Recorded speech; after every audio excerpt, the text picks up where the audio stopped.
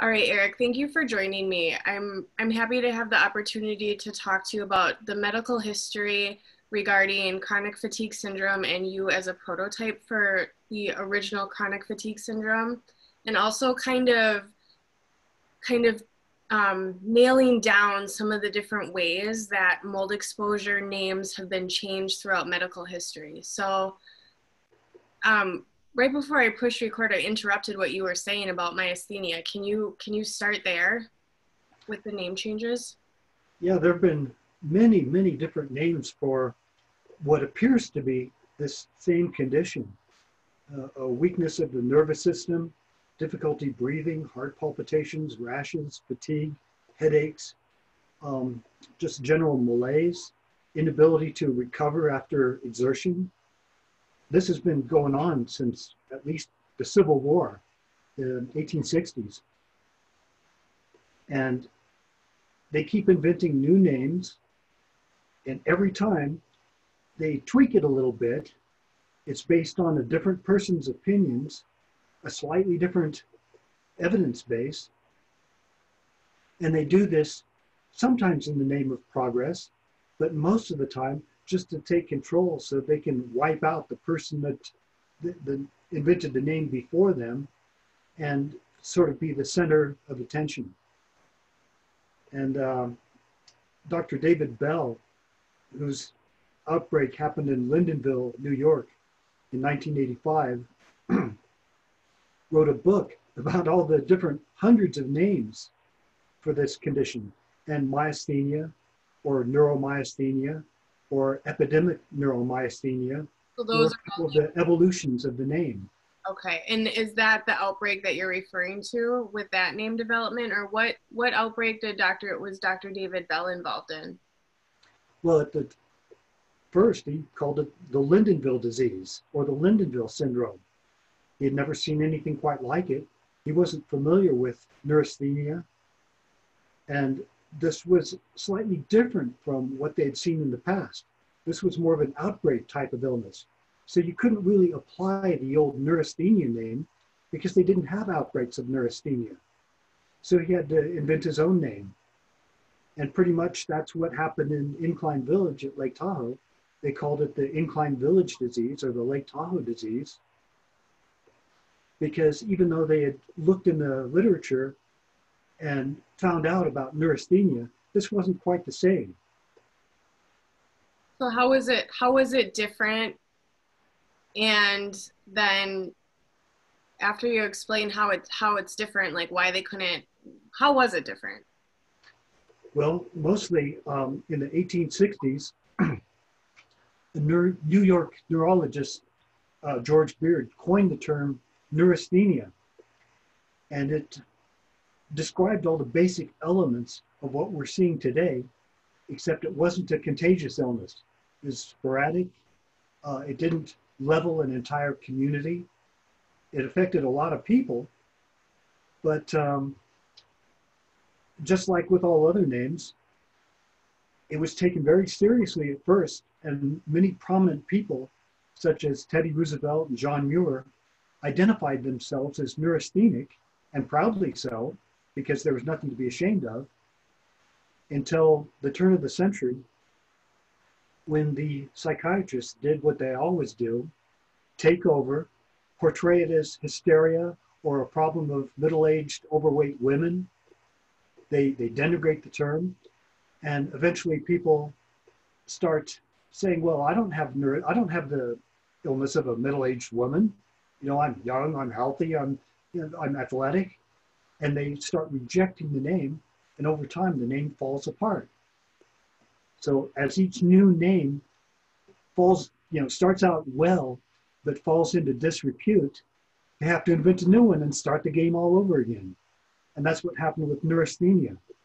And then did it go to ME after that?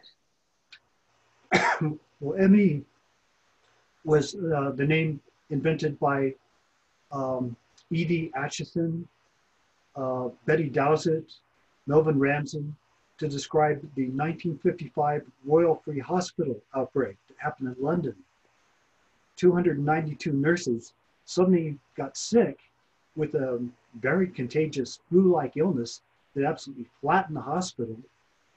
It did move through London as well, but it was the outbreak in the hospital that was most distinctive. So because it was so contagious, happened so quickly, and had such a unique demographic, they wanted to invent a new name to describe this specific pattern, this epidemiological pattern, so that people would know exactly what they were talking about. It wasn't quite like neurasthenia. And that's exactly what happened in the Lake Tahoe outbreak.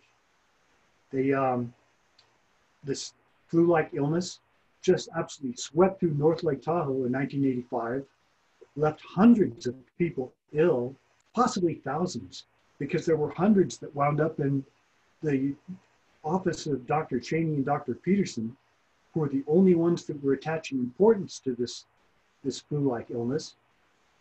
Other people, they were afraid to come because these doctors were being portrayed as quacks.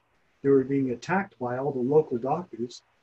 And many people, rather than try to get a diagnosis or pursue this, they simply left the area. So eventually the Lake Tahoe illness got enough notoriety that the Center for Disease Control came and did an investigation. And there again, they tried to compare it back to neurasthenia or fibrositis or epidemic neuromyasthenia or the royal free disease, myalgic encephalomyelitis. And they didn't quite know if it was the same. So they were sort of forced into coming up with a new name just to keep this data set separate. But unfortunately, the scare of the Lake Tahoe outbreak was so fierce that it was destroying the economy. People were refusing to come to Lake Tahoe. Events were canceled. This is a ski tourism industry. Everybody comes in from all over the world, and we used to make all of our money in the wintertime, and people wouldn't come. The hotels were empty. The ski resorts were all screaming. So the local Chamber of Commerce put pressure on their state, their official representatives to do something about this. And they contacted the Center for Disease Control and said, you've got to trivialize this thing. You've got to dumb it down or it's going to ruin the economy. So apparently that's exactly what the Center for Disease Control did. They had a list of many different serious sounding names for the new syndrome to identify this outbreak. And they chose the absolute stupidest one they could think of, chronic fatigue syndrome. What a pathetic, trivial, idiotic name. And they knew what it was. They knew that it very well fit the profile of the royal free disease and that it was contagious, that it had immune evidence. But they did want to protect the economy, so they chose this stupid name. You've been protecting the economy ever since, I guess. You wouldn't think that such a stupid trick would work. The doctors aren't that gullible. I mean, they knew, the whole world knew it was an outbreak. If they call it chronic fatigue syndrome and act like it's just a sporadic, trivial type of illness, surely doctors are skilled enough of diagnosticians to be able to see through a simple trick like that. Apparently not. That's so They bizarre. simply swallowed it.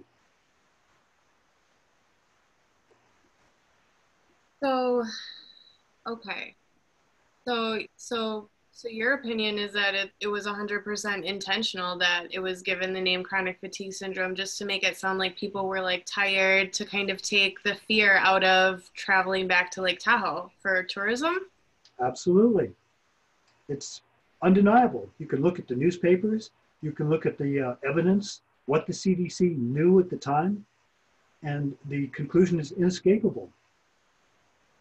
So they're still continuing this tailspin of trying to change the name. Well, before we get into that, do you want to discuss, I know you have a lot of information about Stachybotrys not being investigated in chronic fatigue syndrome. So I guess, what do you know about chronic fatigue syndrome with Stachybotrys, and then also the other names, the other illness names? Well, the chronic fatigue syndrome, despite the poor quality of the name, did become extremely famous. And a lot of people claim they wanted to solve it. So I had no reason to doubt them. I took them quite seriously. I thought, well, even if the name is bad, they'll come and they'll learn the evidence and try to solve this mystery. And one of the first clues in the original chronic fatigue syndrome, the Lake Tahoe mystery illness, were clusters of teachers, casino workers, a basketball team at a certain high school. These clusters of tightly knit groups all got sick so quickly and stayed so permanently ill that they stood out from the isolated endemic cases. That's exactly what the CDC was scared about. Was this flu-like illness growing in power somehow, like the mutation of the COVID-19? Did the Epstein-Barr virus or some unknown virus mutate, transform, and turn into a threat?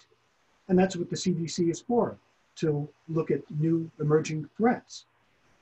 So eventually they did come out and they did an investigation, and they concluded that it wasn't a mutant form of Epstein-Barr virus, which was their working hypothesis at the time, but they didn't know what it was. And thanks to their policy of wanting to disguise the Lake Tahoe outbreak, they did no further investigation. But if they had done so, they would have seen that this flu-like illness really flattened people who were in sick buildings. And Dr. Cheney, Dr. Peterson, Dr. Komaroff, they reported on this at the time. An abstract was even written on the subject, the Chester Levine abstract, which covered how these clusters really seemed to stand out. And the main one that was featured was my old high school, Truckee High School. And I knew that the room where these teachers got sick was the worst part of the school, an especially bad location. Now, we didn't know at the time that this was toxic mold because it wasn't discovered yet. Toxic mold wasn't in the literature. There was no discussion of it. There was no means for doctors to look in their literature and find out, oh yeah, there's a toxic mold that has the exact properties that could create this kind of illness.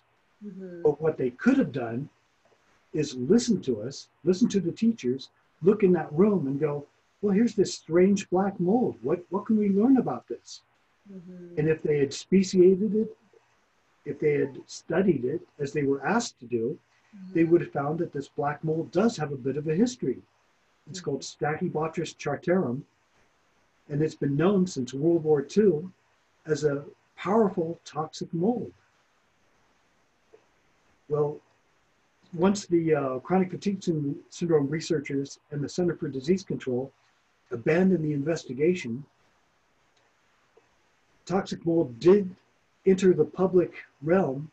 People did become aware, and the schools were tested, and lo and behold, the precise locations where the clusters occurred were found to have this toxic mold, Stachybotrys. Mm-hmm. So it seemed logical that since they wanted to solve this famous mystery, people all over the world are debating about what chronic fatigue syndrome is, mm-hmm. that if I simply told them what we found, showed them the documents that indicate there is an actual cause for these clusters, they would help solve this aspect of the overall picture, separate it from the flu-like illness, and they would better understand whatever that flu-like illness was. Mm-hmm. But this is what they refuse to do, because having once decided that they don't know anything about the original clusters, they've entered it into the literature that nothing was known, and this has become like a law, like an edict, and now they fight to protect their ignorance. Yeah, I've noticed, because they're still moving forward without looking at the original evidence or even discussing it or even treating it like it's significant, and simultaneously they're still coming up with new names.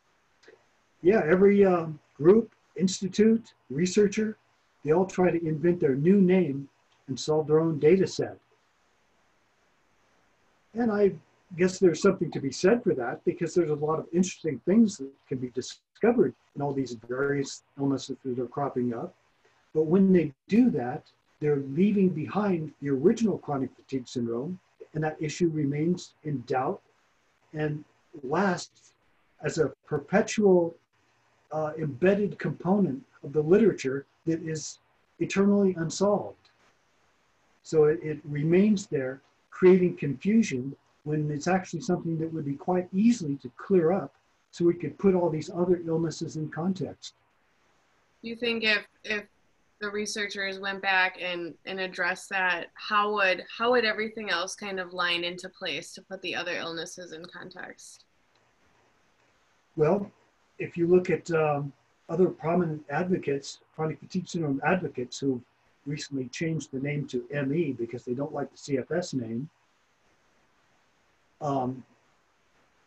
I've taken them to these very sick buildings, and they had a strong reaction. So it turns out that if this had been pursued, this portion of their illness would have been explained. They would have been able to do something about it, do mold avoidance, and at the very least, they could set that part of their illness aside to better focus on whatever remaining aspects are inherent to their own illness. So you're saying even case by case, there's a few factors. Is that what you're saying? Yeah, we still don't know what is upstream of all these problems. Is it that the toxic mold has suddenly become worse? There's good evidence for that, because only 25 years ago it was completely unknown, and now everybody has a mold story now, regardless of craniocervical instability or whatever problem they have. The fact that everybody has a mold story now runs as a common denominator. And I think that's pretty good evidence that the mold actually did get worse for reasons unknown. But unless we parse this out and look to see what's going on, all these new names they come up with, MECFS or any of the others, are just an umbrella term for anything and everything. I think I'm starting to understand it. When they won't even look at the mold, they can't have an honest conversation about what might be making the mold worse. Exactly. So kind of spinning their tails, trying to call it something else. Meanwhile, on the other side, if your nanoparticle theory is correct about that's why mold is acting more aggressively, it's like this elephant in the room that no one will even look at. Pretty much, yeah. And that was one of the things that actually the first theory for the Lake Tahoe mystery illness is we looked around for what in the environment could cause all these changes.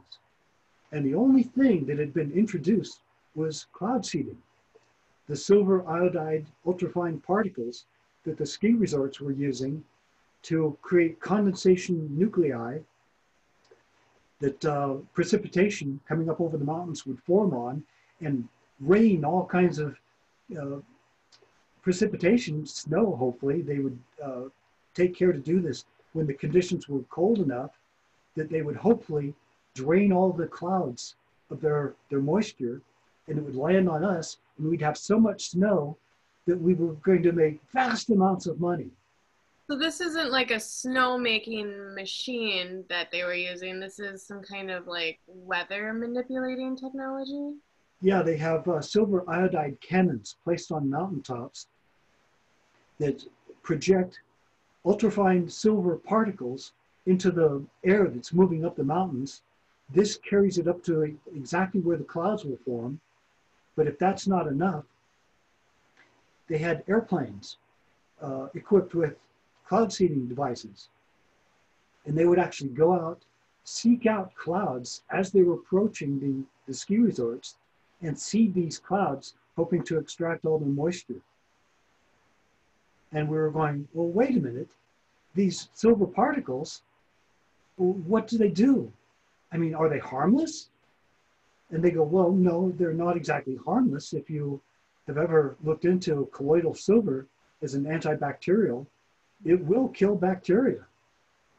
So we're going, you're using a bactericidal agent in vast quantities on our environment. What is that going to do? And they said, well, nothing, because it's so dispersed that there's no possibility that anybody will get a high enough dose that it will affect them.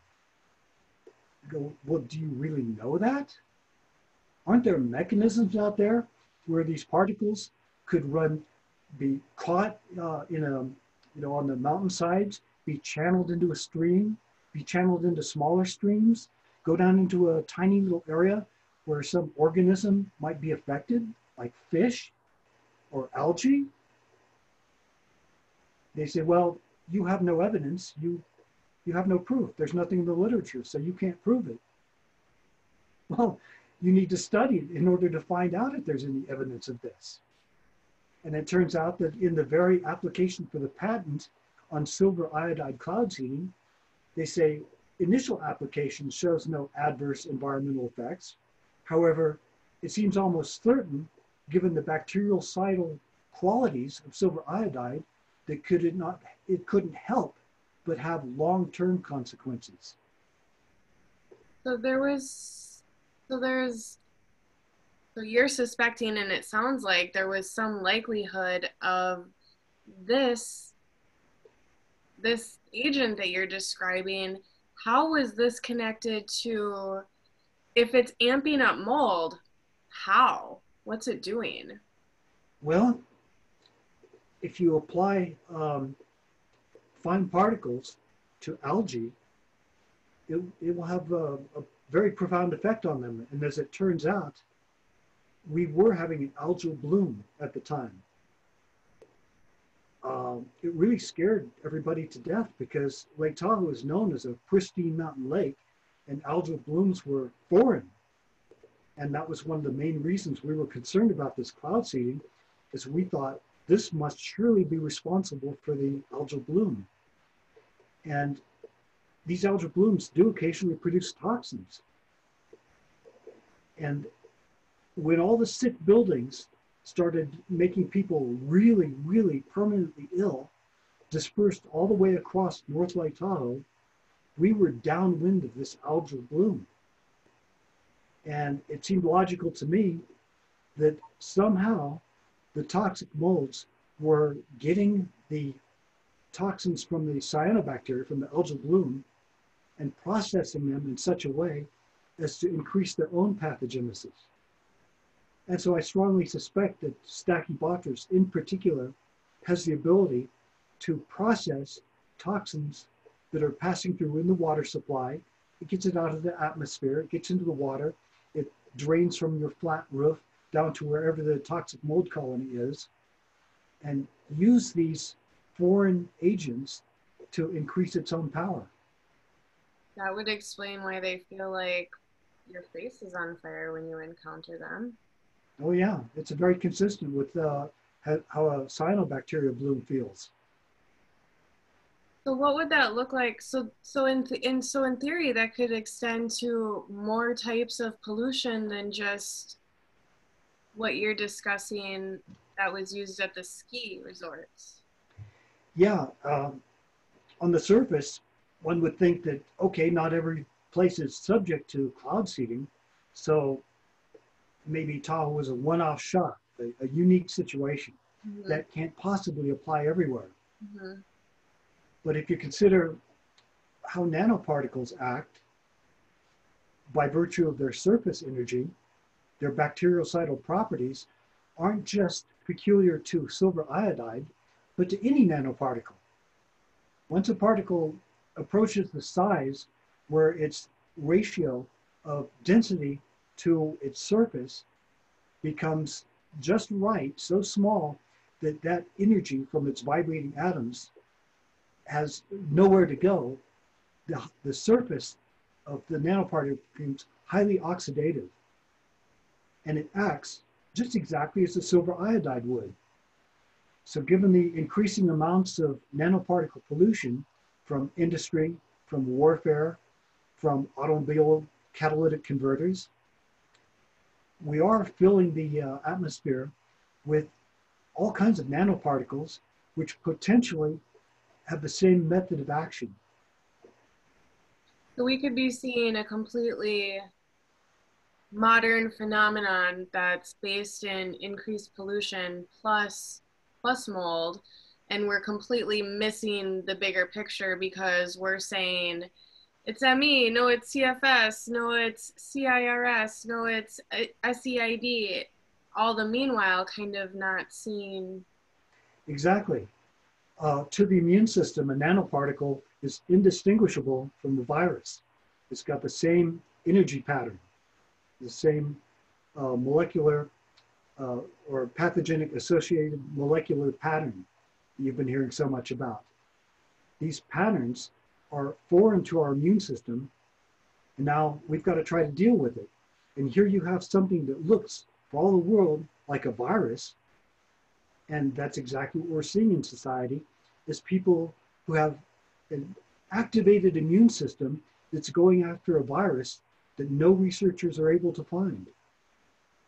So it's turning on our immune system to chase a virus, but we're not being able to peg it down to just one virus, which either supports your nanoparticle theory or that, I mean, is it possible that we all have some degree of latent viruses and mold exposure is, you know, amping up those, or some kind of combination? Unquestionably.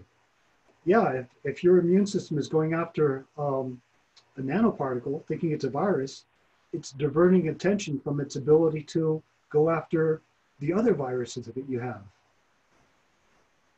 It seems predictable that if you've got a derailed or diverted immune system and lowered immune surveillance against Epstein-Barr virus or HHV6 or any other virus, that eventually, given the increasing attention to the immune system for something it can't find, these other ones will eventually reactivate. Wow. And every time this happens, doctors blame the virus that they can identify. They don't see a reason for the chronic viral activation. And because they are completely unfamiliar with nanoparticles, they don't even think to look.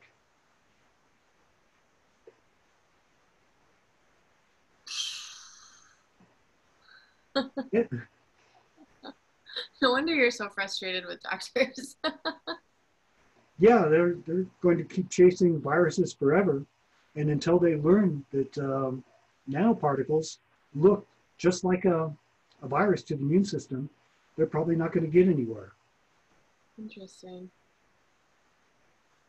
So, I mean, so say your body's full of nanoparticles. Can you detox them out of your system, like detoxing heavy metals? Or, I mean, like If what? they just go through the lungs, get into the blood, say you've gone into a building where mold is processing nanoparticles, and they go no further than the blood, then yes, we can get rid of these. That's why I believe people have a flare when they go into either a mold plume or a bad building, and this flare can last for days or even weeks. But these particles can be detoxed at that point. It's when they get into the tissues, into the organs, into the brain. That's when we really have no effective mechanism to get rid of them. So that's the point where you're starting to look at some of these really, really devastating cases where it really looks like it's permanent damage, because maybe the damage from the nanoparticles has literally gone too deep into the tissue, too deep into the organs, or too deep into the brain. Right. And so is it the ones that are residual in the bloodstream that I mean, I still flare when I'm around mold. So what are you saying? Like, I still probably have nanoparticles in my bloodstream. So the nanoparticles in my bloodstream are reacting and being amped up by the mold that I encounter. And that's what's causing the feeling for me. Well, it could be the additional exposure that's putting the immune system that's already trying to achieve some kind of equilibrium a little too far, a little over tolerance. But there's also the possibility that the electromagnetic frequencies are exciting the valence electrons around the nanoparticles, creating their oxidative or increasing their oxidative power so that you can actually have reactions that feel like you're responding to an electromagnetic field when it's really a reaction to the excitation of these particles by the magnetic field, electromagnetic field. So that would explain why so many people feel like they have a sensitivity to different, literally electronics, TVs, lighting. You kind of just explained the chemistry of it. Yeah, I remember this is all speculative. I can't prove any of it, Right. but a lot of it is based on what we know from the literature that such things are possible. It's just a matter of putting the pieces of the puzzle together. Like when doctors treat tumors with gold nanoparticles, these nanoparticles are specially selected and sorted and applied because they are so small that they have the precise quality of being susceptible to activation by an EMF field. So what they will do is they'll introduce these nanoparticles with a ligand that has it attached to specific receptors in a cancer tumor. And when the cancer tumor is accepted enough of these nanoparticles, they bombard it with a radio frequency, which excites the nanoparticles so much they melt, actually get white hot, and it kills the tumor. It's really cool. I mean, it's really neat that they can do these things. But if it's conceivable that gold nanoparticles can accumulate in a tumor and be excited by a radio frequency, what makes it so impossible to think that wild nanoparticles might be doing the same mechanism, just at a lower level, and because it's not studied, they don't know about it yet. That's actually really interesting because of the terms that you used. You said white hot and it melts. And really, the encounter of a flare, I feel like is like, I mean, we've talked about this, fire wind. Like we've kind of joked around those terms because it literally feels like just fire blowing in at you from nowhere, like just instantaneously burning. I don't know, that's just interesting. Yeah, like I say, this is all highly speculative, but as it stands, the researchers don't seem to have any great clues for us. So I pursued the one that showed up at the origin of the chronic fatigue syndrome, the very first clue, and this is what it led to. The concept that certain molds are capable of accepting, collecting, concentrating, and emitting nanoparticles, and this is somehow lending pathogenesis to them. That's so interesting. So it's almost like making them bigger, badder, stronger, and angrier. Yeah, kind of. It's super mutating the mold. It's like, this should be an Avengers movie, I feel like. Yeah, well, you know, if you examine the mold, you don't necessarily have to find any mutations in the mold or the mold doing anything any different than it normally does, because mold has probably always used nanoparticles as part of its normal biological processes. Mm-hmm. And what they're unable to see is how it's doing what it always does, but a little stronger than it ever did before. Right, because we have more nanoparticles than ever before. Yeah. So when they're looking for something that changed, they're looking for a new toxin, something that's chemically massively different from what they've seen before. Mm-hmm. Or if they've done a genetic sequence on a mold, they're looking for a sequence that's completely unfamiliar to the way mold used to be. But this theory doesn't require that. It's just mold doing what it always has done a little better. Mm-hmm. Wow, that's interesting. Yeah, in this way, you could have a process occurring in plain sight, and they can't understand it because it's not really doing anything massively different to what it has done before. It's just a little more powerful is all. Right. Whew.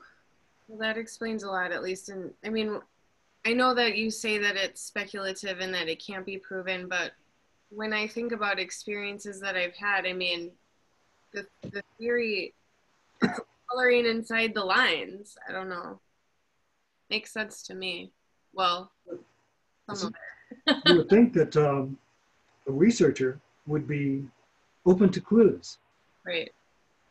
In fact, that's kind of a requirement for the job.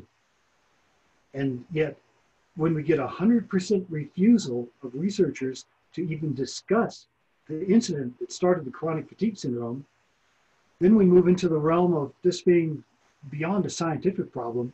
It's a sociological one. It's a matter of doctors being so competitive, so eager to take over control for their own theories, that they actually dare to refuse all evidence from the very mystery which chronic fatigue syndrome is based on.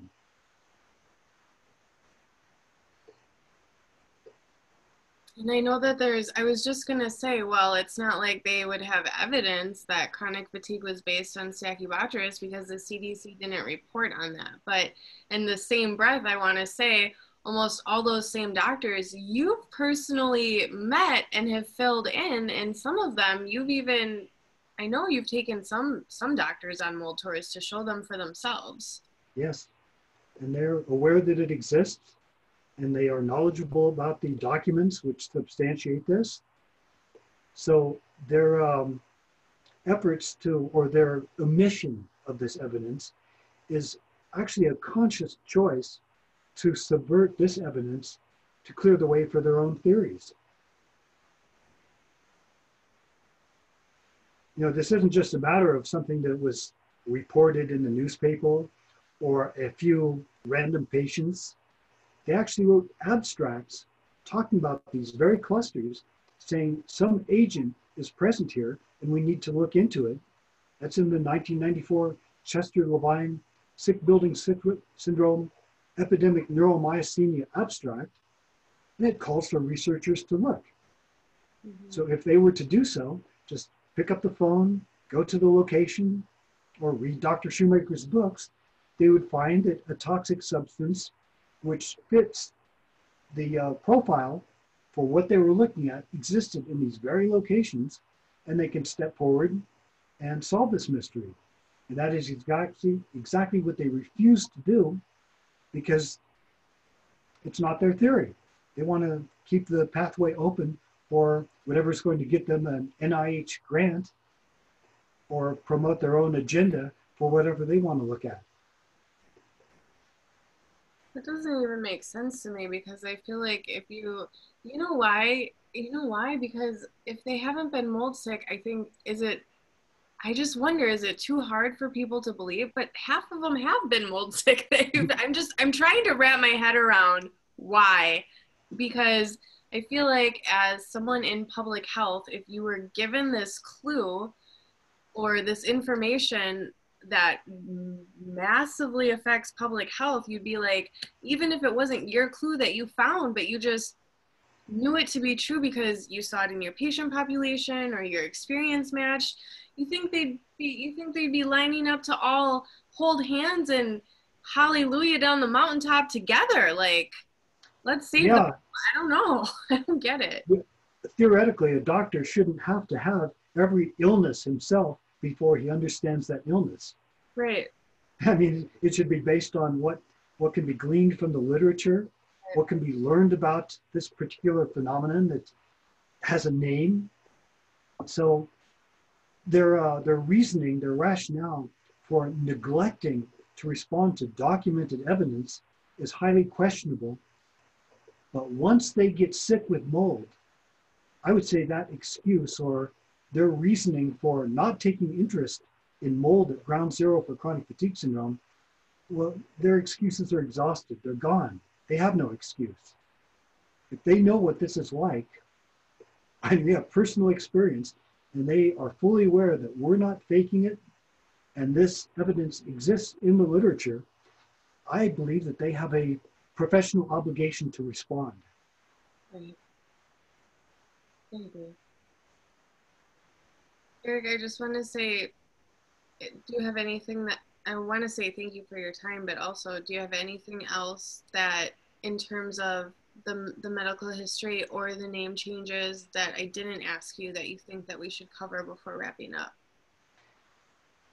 Well, all this is kind of crazy and overwhelming, so too much detail and adding too much more to the discussion kind of detracts from what we've already said. Less is more. Okay. Yeah, so the main thing that I want to emphasize is that a researcher has to behave in an ethical and responsible professional manner.